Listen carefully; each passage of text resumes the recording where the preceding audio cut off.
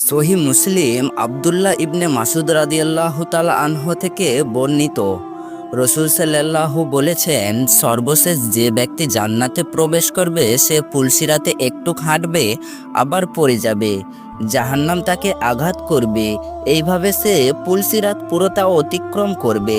তখন সে বলবে, ওই সত্তা কত মহান, যিনি আমাকে এই বিপদ থেকে মুক্তি দিয়েছেন। আল্লাহ তাআলা আমাকে যা দিয়েছেন আগে ও পরে আর কেউ তা দেয়নি। অতঃপর সে বিশাল একটি গাছের সামনে আসবে। সে বলবে, হে আল্লাহ, আমাকে এই গাছের কাছে নিয়ে যান, যাতে আমি এর ছায়ায় আশ্রয় নিতে পারি, এখানে পানি পান করতে পারি। আল্লাহ তাআলা বলবেন, হে আদমের সন্তান, আমি তোমাকে এটা দিলে তুমি আবার অন্য কিছু চাইবে? তখন সে বলবে, হে রব, না, এমন হবে না।